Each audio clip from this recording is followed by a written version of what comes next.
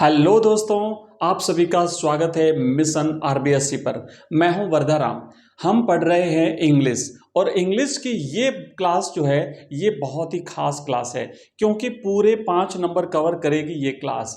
एक पेपर में आपका प्रश्न आता है explanation with reference to the context. और मैं आपको बताऊं कि हमारे टोटल 5 पोइम्स है सिलेबस में।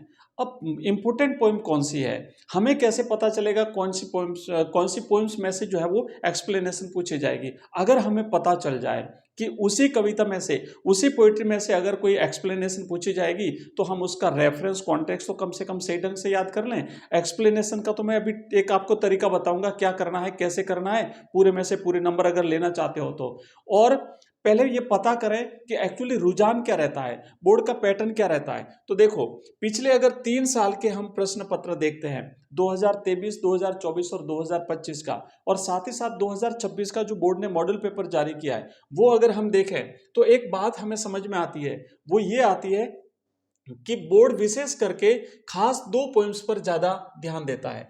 एक तो है कीपिंग क्वाइट। इस कीपिंग क्वाइट पोइम्स में से 2023, 2024 और 2025 तीनों सालों में एक्सप्लेनेशन पूछी गई है, यानी यहां से स्टेंजा लिया गया है। अब आप देख लो, 23 में भी आया, 24 में भी आया, 25 में भी आया, और इस साल हम एग्जाम देने जा रहे हैं 2026 का। क्या वास्तव में वापस कीपिंग क्वाइट में से पोइम आएगी? दूसरा देखो, आंट जेनिफर टाइगर जो है, इसमें से 2023 और 2024 में लगातार पोइट्री पूछी गई है, 2025 में नहीं आया। तो क्या 2026 में इस पोइम में से आ सकता है? और 2026 का जो मॉडल पेपर जारी किया बोर्ड ने, बच्चों ध्यान से समझना, 2026 के मॉडल पेपर में अ थिंग ऑफ ब्यूटी और माय मदर एट 66 को जगह दी गई है। अब आप अनुमान लगा सकते हो कि कौन सी पोइम सबसे ज्यादा इंपॉर्टेंट है। 5 पोइम्स हैं, कौन सी पोइम सबसे ज्यादा इंपॉर्टेंट है। अब मैं आपको कराने वाला हूं वो बेस्ट तरीका, किस तरीके से आपको रेफरेंस लिखना है, किस तरीके से कॉन्टेक्स्ट लिखना है, किस तरीके से एक्सप्लेनेशन लिखनी है, कि पूरे में से पूरे नंबर आएंगे। 5 में से 5 नंबर अगर आप चाहते हो तो वीडियो को स्किप मत करना बिल्कुल भी, क्योंकि मैं एक शानदार आपको स्ट्रेटेजी बताऊंगा कि अगर मान लीजिए आपने रेफरेंस लिख दिया, कॉन्टेक्स्ट लिख दिया, पर एक्सप्लेनेशन में क्या लिखे अगर आपको नहीं पता, तो वीडियो देखना बहुत जरूरी है, क्योंकि मैं बताने वाला हूं एक शानदार ट्रिक। सुनो, सबसे पहले तो हम आपको प्रश्न इस तरीके से पढ़ना, एक प्रश्न आएगा आपके सामने कि explain the following stanza with reference to the context.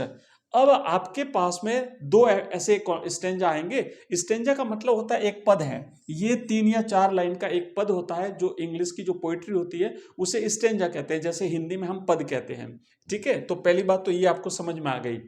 दूसरी बात, अब हमें यह समझना पड़ेगा कि ये जो स्टेंजा है वो कौन सी पोइट्री में से लिया गया है। मैंने वैसे यहां पे लिखा है माय मदर एट 66, लेकिन परीक्षा में ये नहीं लिखा हुआ आएगा। परीक्षा में आपको पता लगाना पड़ेगा कि कौन सी पोइट्री में से लिया गया है। तो 2 आएगी, 2 में से कोई ना कोई तो आप निश्चित रूप से पता लगा ही लोगे, क्योंकि सिर्फ 5 तो पोइट्री है, आपने ढंग से पढ़ी होगी तो आराम से आपको पता चल जाएगा। अब क्या करना है कि जब आपको पता चल गया कि भाई ये पोइट्री जो है माय मदर एट 66 के से ली गई है, पहले पढ़ना है आपको कि driving from my parents home to Cochin her face ashen like that of a corpse. यानी लेखिका कमला दास कह रही है कि जब मैं मेरी माँ के साथ कोचिन एयरपोर्ट गाड़ी में ड्राइव करते हुए जा रही थी, उसकी माँ उसके पास बैठी थी। यही घटनाक्रम है टोटल। तो आपको समझ में आया कि ये माय मदर एट 66 से लिया गया है। तो सबसे पहले आपको लिखना है उसका रेफरेंस। ध्यान से समझना, रेफरेंस की स्पेलिंग पे, क्योंकि स्पेलिंग मिस्टेक करी ना तो यहां से नंबर कटना शुरू होता है। मैं बार बार आपको क्लास में बताता हूं कि कहां पर आपको विशेष सतर्क रहना है और कहां पर थोड़ा बहुत आप लूज भी रहोगे ना तो आपको नंबर मिल जाएगा। अब यहां विशेष सतर्क रहना है। कहां से विशेष सतर्क? यहां पर अगर आपने स्पेलिंग मिस्टेक करी तो सीधा सीधा नंबर कटेगा। ध्यान देना, रेफरेंस की स्पेलिंग है REFERENCE, रेफरेंस। इसमें कोई मिस्टेक मत करना। जब रेफरेंस आप लिखते हो तो 2 चीजें आपको लिखनी जरूरी है, एक तो कविता का नाम और एक उस कविता को लिखने वाले पोइट का नाम। तो आप लिखेंगे कि these lines are taken from the poem my mother at 66। आप इसको इस तरीके से भी लिख सकते हो कि these lines have been taken, ऐसा भी लिख सकते हो, हैव बीन लिख सकते हो या फिर आर लिख सकते हो, जो आपकी इच्छा हो वो लिख सकते हो। Taken from the poem my mother at 66। Composed bye ऐसे लिख सकते हो, बाय कमला दास भी लिख सकते हो। डायरेक्ट अगर आप लिखो ना बाय कमला दास, मैंने कम से कम शब्दों में लिखा है, आप चाहो तो लिख सकते हो कंपोज्ड बाय, ऐसे लिखा है ना, तो यहां पे आप लिख सकते हो कंपोज्ड, COMPOSED, कंपोज्ड, फिर बाय करेंगे और फिर लिखेंगे कमला दास। आप ऐसे भी लिख सकते हो। रिटन बाय कमला दास भी लिख सकते हो, लेकिन चूंकि पोइट्री है तो कंपोज ज्यादा अच्छा माना जाता है, बट आप रिटन बाय भी लिख सकते हो। और कुछ भी नहीं लिखो तो बाय करके भी कमला दास लिख सकते हो। उसके बाद फिर हम करेंगे कॉन्टेक्स्ट। एक बार फिर से स्पेलिंग ध्यान से समझना, CONTEXT। भाई टेक्स्ट तो आपको आता है ना, टेक्स्ट, तो टेक्स्ट से पहले कौन लगाना है, तो कॉन्टेक्स्ट हो गया। कॉन्टेक्स्ट में क्या करना है, इस पोइम में जो पंक्तियां दी गई उस पंक्तियों का जो मुख्य सारांश है वो सिर्फ 1 से 2 लाइन में आपको लिखना है। The poetess is driving to the Cochin airport, लेखिका कोचिन एयरपोर्ट जा रही है। She looks at her old mother sitting beside her, वो अपनी उस बूढ़ी माँ को देखती है जो उसके पास में सीट पर बैठी है, गाड़ी में बैठी है। इतना लिखा। अब हम चलेंगे एक्सप्लेनेशन पे। तीसरा हमारा पॉइंट होता है बच्चों एक्सप्लेनेशन, और ये जो एक्सप्लेनेशन है एक बार फिर से इसकी स्पेलिंग पे गौर करना। यहां पर बहुत बच्चे गलती करते हैं। क्यों गलती करते हैं, क्योंकि एक स्पेलिंग होती है एक्सप्लेन, EXPLAIN, तो एक्सप्लेन की स्पेलिंग तो ये होती है जिसमें आई आता है, लेकिन जब एक्सप्लेनेशन लिखते हैं तो आई हट जाता है, तो EXPLANATION, ध्यान देना आई हट गया है।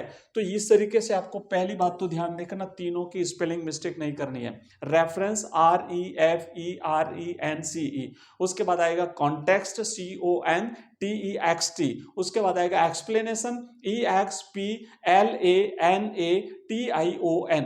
ये लिखने के बाद में फिर अब आपको लिखना है कि द पोइट सेज दैट, यहां से शुरुआत करनी। इतना तो फिक्स है, ये तो लिखना ये फिक्स है, द पोइट सेज दैट, कवि कहता है कि, भले चाहे लेखिका हो चाहे लेखक कवि हो, कवित्री हो या कवि हो, इंग्लिश में यही लिखा जाता है द पोइट सेज दैट, कवि कहता है कि, क्या कहता है। अब आप इसमें आगे क्या लिखना है, आगे अगर आपको आता है तो ठीक है, नहीं तो कहानी रूप में सेंटेंस बना लेना कि the poet was going to Cochin airport, लेखिका एक दिन कोचिन एयरपोर्ट जा रही थी। सी वॉज ड्राइविंग कार, वो कार चला रही थी। Her mother was sitting beside her, उसकी माँ उसके पास बैठी थी। The poet sees her mother, लेखिका अपनी माँ को देखती है। सी फील्स पेन, अब अंदर वो दर्द महसूस होता है। तो इस तरीके से कहानी रूप में 4-5 सेंटेंस लिख दिया। बस अगर आपको यहां तक आता है, रुक गए ना, लिख दीजिए यहीं तक, एग्जामिनर नहीं पढ़ेगा पूरी चीज। उसने रेफरेंस देख लिया जहां पे आपका कविता का नाम और कवित्री का नाम आ गया, उसने कॉन्टेक्स्ट की 1 या 2 लाइन देखेगा, की पॉइंट्स पकड़ लिया, एक्सप्लेनेशन आएगा, स्पेलिंग चेक करेगा, यहां शुरुआत देख लेगा,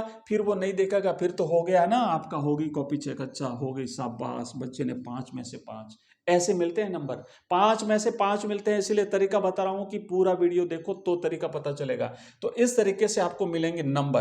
अब देखो यहां पे हम इसको एक बार पढ़ लेते हैं। लिखा है कि the poet says that she was driving the airport last Friday morning, her mother was sitting beside her, her mother was dosing sleeping lightly with her mouth open, her face looked pale and faded with a dead body, like a dead body. The poet felt the pain of her mother's old age. लेखिका अपनी माँ की वृद्धावस्था के कारण चिंतित है, परेशान है, उसे डर लग रहा है। तो ये आपको लिखा। अब हिंदी में थोड़ा सा समझ लो। कवित्री अपनी माँ के साथ एयरपोर्ट जा रही थी, माँ सो रही थी, और माँ सो रही है और उसका मुंह खुला हुआ है, उसका चेहरा एक लाश की तरह पीला पड़ा हुआ और बेजान लग रहा है। यह देखकर कवित्री को उसके दूर जाने या मरने का डर सता रहा है। तो इस तरीके से आपको ये स्टेंजा आपको बच्चों करना है। मैं एक और स्टेंजा जो इंपॉर्टेंट स्टेंजा है वो बता देता हूं, एक बार फिर से देखो, ध्यान से समझना। Explain the following stanza with reference to the context. लिखा हुआ है कि I looked again at her wan pale and all I did was smile and smile and smile। ये अंतिम पंक्तियां हैं। आप लिख सकते हो कि these lines have been taken from the These lines have been taken from the poem My Mother at 66।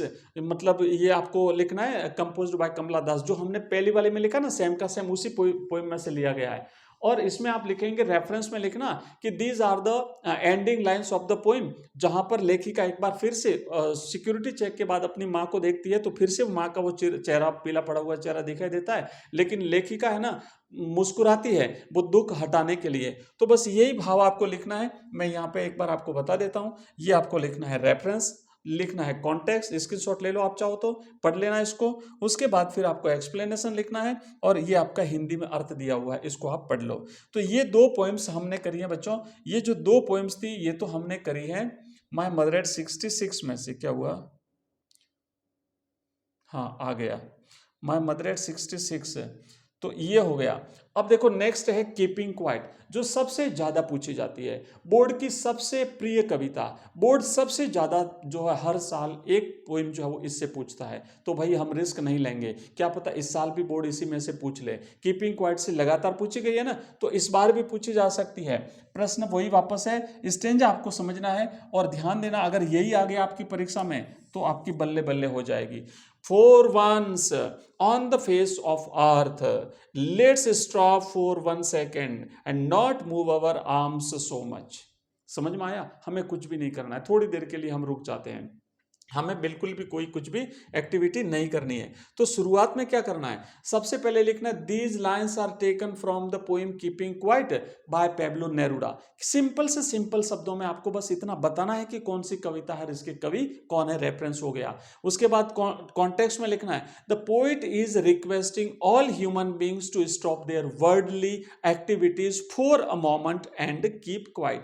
लेखक कह रहा है कि भाई थोड़ी देर के लिए, एक क्षण के लिए, एक पल के लिए रुक जाओ, एक पल के लिए शांत हो जाओ। और फिर एक्सप्लेनेशन लिखनी है the poet request everyone in the world to stop talking in any language for a moment.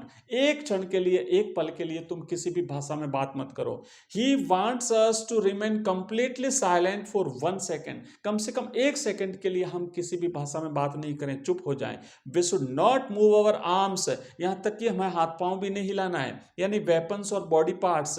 This silence will bring us together, ये शांति हम सभी को एकजुट कर देगी, ये एक बहुत ही विलक्षण पल होगा। तो इस तरीके से बच्चों आपको ध्यान देना है और इसमें आपको हिंदी अनुवाद पढ़ लेना है।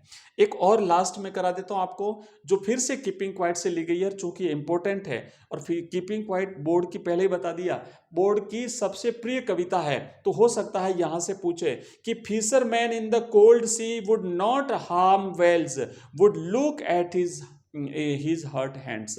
तो अगर फिर से ये आता है तो वापस वही लिखना है कि these lines have been taken from the poem keeping quiet by Pablo Neruda. Context में लिख देना कि लेखक एक बार फिर से एक्सप्लेन करता है कि positive results are keeping quiet, it will stop cruelty to nature and human beings. और उसके बाद ये एक्सप्लेनेशन आपको लिख देनी है। तो इस तरीके से बच्चों आपने देखा, इस तरीके से आपने देखा कि आपको रेफरेंस टू कॉन्टेक्स्ट करना है। अब देखो भाई, आपका अगर कोई प्रश्न है, अगर आपको कोई डाउट है, कोई टॉपिक आपको समझना है, तो आप इस वीडियो के कमेंट बॉक्स में, जो बिल्कुल आपके लिए ओपन है, बिल्कुल आपके लिए फ्री है, आप कमेंट कर देना। जो आप कमेंट करोगे उसके हिसाब से मैं आपको टॉपिक बता दूं, आपको टॉपिक एक्सप्लेन करके समझा दूंगा। जो कोई प्रॉब्लम हो आपकी बता देना। शाम को होगी 7:30 बजे हमारी लाइव क्लास, बिल्कुल ज्वाइन करिएगा आप लोग। और सुबह 6:30 बजे भी हमारी लाइव क्लास होती है। जैसे ही आपका बोर्ड का पेपर कंप्लीट हो जाएगा, मैं कंप्लीट सॉल्यूशन करा दूंगा विद पीडीएफ, आपको सॉल्यूशन व्हाट्सएप ग्रुप में डाल दूंगा। व्हाट्सएप ग्रुप अगर आप ज्वाइन करना चाहते हो तो मेरा ये नंबर नोट कर लो, उस नंबर पे आप मुझे मैसेज कर देना 9079622989। इस नंबर पे आप जैसे ही मुझे मैसेज करोगे, आपको व्हाट्सएप ग्रुप की लिंक मिल जाएगी, व्हाट्सएप चैनल की लिंक मिल जाएगी, आप उसे ज्वाइन कर लेना, जहां पे आपको सारी पीडीएफ भी मिलती हैं और वहां पर हमारे वीडियोस की लिंक भी आपको मिल जाती है। कोई भी क्लास मिस नहीं हो। चैनल को लाइक करें, सब्सक्राइब करें, वीडियो को लाइक करें, ज्यादा से ज्यादा अपने दोस्तों के साथ शेयर करें। मिलते हैं अगली क्लास में, तब तक के लिए नमस्ते, पढ़ते रहिए, धन्यवाद।